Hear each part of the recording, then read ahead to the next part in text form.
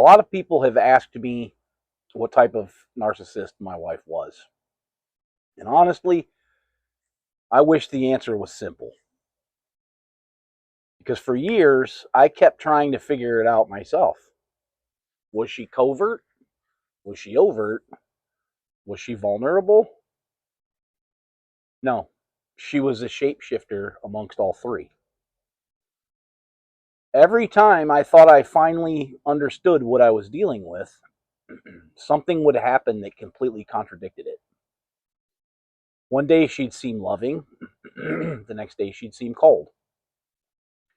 One week she'd play the victim, the next week she'd be openly hostile. And looking back at it now, I think part of the reason I stayed confused for so long is because she never really stayed in one lane long enough for me to understand what was actually happening. Some days she was affectionate, attentive, and emotionally connected. And other days she was, withdrawn, distant, like I barely existed in the room. Sometimes she needed constant reassurance and validation. But if I brought up something that hurt me or tried to talk about a problem calmly, everything could change in a matter of seconds. And that's when the anger would come out. The insults, the character attacks, the conversations where somehow the original issue completely disappeared and suddenly I was defending myself instead. And what really messed with me emotionally wasn't just the behavior. It was how fast the switch could happen. One minute I felt loved, and the very next minute I felt emotionally torn apart. And honestly, that's why I struggle when people ask me what type she was. Because every time I think I've figured it out, I remember something that doesn't fit. Some days she seemed covert, quiet, passive aggressive, playing the victim, making me feel guilty for things I hadn't even done. Other days she seemed overt, critical, angry. Everything was my fault, and she wasn't shy about letting me know it. Then there were days where she needed constant attention, constant reassurance, constant validation. And if she didn't get it, well, the mood in the entire house changed. So when people ask me what type she was, my honest answer is I don't know. Because she didn't stay the same. She seemed to shift just depending on the situation, depending on what she wanted, depending on what was happening that day. And I think that's part of what made it so difficult to recognize while I was living through it. Because I was always trying to find the pattern, trying to make sense of it, trying to figure out which version was the real one. Trying to figure out which person I was actually married to. But every time I thought I had it figured out, something would happen that left me confused all over again. And after enough years of that confusion, you start doubting yourself. You start questioning your own judgment, your own instincts, your own memory. Because you're constantly trying to solve a puzzle where the pieces keep changing shape. After a while, I stopped bringing things up the way I normally would. Not because I agreed and not because I was happy, but because I was trying to avoid whatever reaction might come next.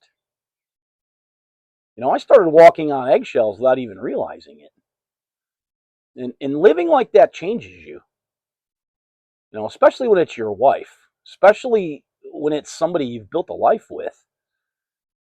Because, when you love somebody deeply, you keep hoping that things will settle down.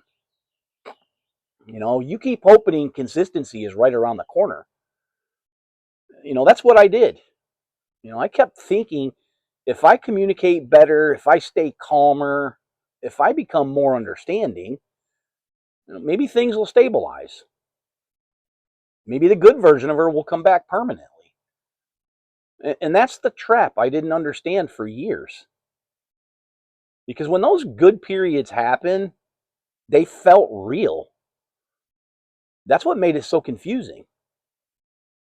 You know, if things had been bad every single day, I probably would have recognized it much sooner. But it wasn't. Sometimes things felt normal. Sometimes things felt great. And sometimes I'd look at her and think, wow, there she is. That's the woman I married. And I convinced myself things were finally getting better. That we'd turned a corner. That all the hard times were behind us. Then eventually, something would happen. The switch would flip, and suddenly I was right back where I started. Trying to understand what had just even happened. Trying to understand who I was even dealing with. Look, when I look back at it, I think, I spent years chasing consistency, not perfection, not true happiness, just consistency. I wanted to know who I was coming home to, and I never really did. Eventually, I realized I was spending more energy, managing emotional unpredictability than actually living my life. I wasn't relaxed. I wasn't at peace.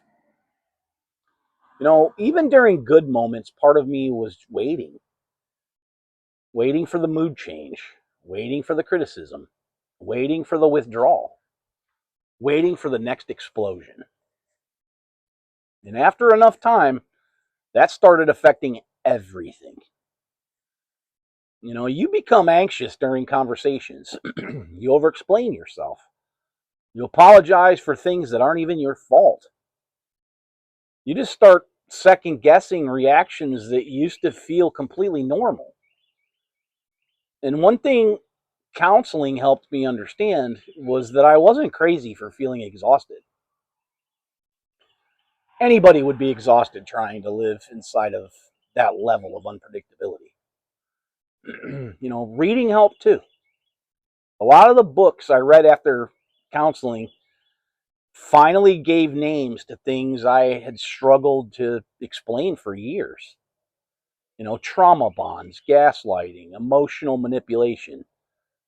And not because I wanted somebody to blame, but because I needed to understand why I felt so broken afterwards. And one of the biggest realizations that I had was this. I had become so focused on managing her emotions that I stopped paying attention to what all of it was doing to me. You know, I stopped paying attention to how anxious I'd become, how much I second guessed myself, and how much of my peace I had slowly just given away. And I think a lot of people fall into that trap, especially after a loss, loneliness, divorce, major life changes. Because when you've already lost important things in your life, sometimes you'll tolerate confusion a lot longer than you should because you're afraid of losing one more thing. I know I did. For a long time, I confused emotional intensity with love. I confused unpredictability with passion. And I confused surviving the relationship, with saving the relationship. And those are not the same thing. I'm still rebuilding parts of myself, still healing, still learning what real peace actually feels like. But understanding this helped me finally stop feeling crazy. And honestly, that changed my life. And looking back, I think the question that haunted me for years wasn't what type of narcissist she was. It wasn't why I kept waiting for one version of her to come back and stay, but because I spent years doing exactly that. If you've lived through something similar, let me know in the comments. What version of that person were you always waiting to come back? And also, the books that I mentioned, um, I'm going to put a link to them down in the description, because to be honest with you, they were the most valuable thing that I've came across. Counseling was a step, but I believe the books were actually the biggest help. I'll see you all in the next one. Thank you.